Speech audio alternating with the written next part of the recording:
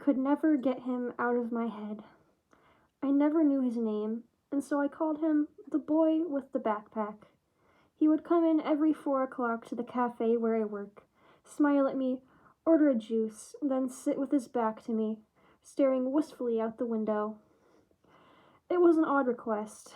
As a cafe, we don't really sell juice. But when I told him, he just smiled this regal smile, presidential even, and said that water would do just fine. When he said it, I could tell he was looking at my lips. This was a sore spot for me. I had always felt embarrassed by their fullness. People would make comments, and when they did, I felt my soul retreat from my body. I suddenly felt flesh. I'm sorry, I said, looking away. The future rewards those who press on, he said, adjusting his glasses. They were round, like the outline of a black moon. I don't have time to feel sorry for myself. I don't have time to complain. I'm going to press on. As he said this, he adjusted his scarf and looked up at the ceiling, as though spotting something crawling across it. It was like he lived half his world in dreams. The real world simply wasn't enough for him. Unfortunately, that was where I lived. The real world. Every day from then on, I made sure we had a well-stocked supply of Capri Sun at the ready. He had hinted that it was his favorite. I wasn't going to deny him his juice. I don't think I could deny him anything. He made me feel stupid sometimes. And so, I would watch him, hand cupping my face, as he sat drinking his Capri Sun and staring out the window. All I could really see were his blue quills sparkling in the heavy afternoon sun. And of course, the backpack. It had all begun with the backpack. I couldn't help but smile when it caught my eye. He really did kind of look like Harry Potter Obama Sonic.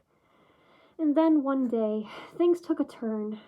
It was the busiest shift I had ever worked, and I was running ragged like a wild dog, trying to fill the orders from increasingly deranged and entitled customers.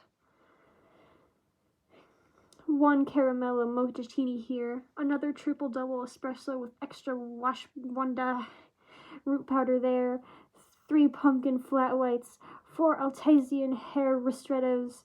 My hair was a wild mess, shooting out in all directions like roots dug up under an old weathered tree. My eyes were ringed with exhaustion. A sweet mustache shining on my upper lip like a beacon of distress. And then he came in. I panicked. I had forgotten to put the Capri Sun in the fridge that morning. They were just sitting there on a sack of flour on the floor. I had been too busy. Was I, though? How long does it take you to put a fucking Capri Sun in the fridge? What the fuck is wrong with you? Why are you such a scatterbrained, stupid fucking whore? What's more is I looked like a mess, like a drowned rat plucked straight from a sewer drain. I wanted to cry. I couldn't look him in the eye. How could I? I handed him his warm Capri Sun without a word. There was a pause, and then I felt him grip the pouch. I don't know why. I can't leave, though. It might be tough. In my confusion, I looked up and saw his coal black eyes bearing into me, ringed with the golden glow of a canary ready to take flight. Sorry. What I meant to say was, he said, massaging that scar on his forehead, this Capri Sun. It's warm. But I wonder if it's as warm as you. My face turned beet red, my gaze held down and my hands trembling. I finally said the words that my body had been screaming for me to say since the first time I had seen him and his stupid backpack. Meet me in the back. The back alley was a desolate no-man's land of broken bottles and small islands of discarded coffee cups. Weather-frayed blankets hung between the back of the shops on one end and a fence on the other. The neighbors had no interest in seeing what went on in that alley. Out of sight, out of mind. Fucking homeowners. Though I wasn't cold, I felt a chill as I waited for him. What if he was just teasing me? What if he didn't mean it?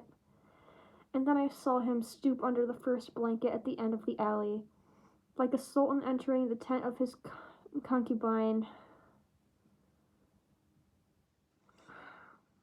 Was that all I was? I didn't have that. It would feel wrong to aspire to more than that. Without a word, he plunged a gloved finger between my lips, tracing their curves as he rocked it back and forth. I parted my lips, begging him with eyes like saucers to push it further. I just wanted more of him. He pulled his hand away. I was confused. Did I do something wrong? He looked at me sternly. Then he pulled a small stick out from his back pocket and tapped me on the head with it. "Alakazoo," he whispered. His eyes rolled into the back of his head. "Make this bitch spit into my mouth." He then lowered his gaze to mine, his eyes piercing me like a pair of barbed-tipped arrows, scrambling my brain, my mind, my flesh. He finally addressed me. "Spit in my fucking mouth. You filthy, fucking dirty whore." Wow, I thought. Finally a man that knows what he wants. I couldn't look away. I felt my knees shake, and then the warmth between my thighs gave way to a trickling I couldn't control. "Okay," I said, "but please, I want to see you. All of you." "What do you mean?" "I want your body." He paused. A hint of knowingness on his lips, he said, "Then come take it." I delicately stripped him of his glasses, then his shoes, under which was a pair of bright red sneakers that wouldn't come off. Ignoring that, I turned to pull off his backpack. He slapped my hand away. "The backpack stays on." I was taken aback, but I did as he asked. It wasn't easy pulling off his robes without touching the backpack, but somehow I managed. I wanted to see. I needed to know his body. Beneath the robes was a globular torso, perfectly round and shiny, almost like plastic, and with a cock as long and thin as that of the former President Barack Obama. Could it be? No. I was overthinking it. It was the backpack. It had gotten into my head. "Enough," he said. He knelt down on the graveled floor of the alley and gestured with a fat, gloved finger to open his mouth. "Ah, ah, ah," he moaned with increasing desperation. He suddenly resembled a hungry baby bird. "Ah, ah, ah." Looking at his long, spindly cock, my mouth began to drool. If that was what he wanted, then that was what he was going to get. I gathered up as much spit as I could, and then let it drip into his open mouth. "Cuckoo!" he cried, like a wild bird dancing in a vaporous mist of a waterfall. "Caca!" The spit kept coming, and like a hot summer stream, I kept giving. He in turn proved a more than able receptacle, his mouth spilling over with my desire. The sight of my desire leaking out from each end of his lips drove me fucking crazy. "Me capititoad," he said.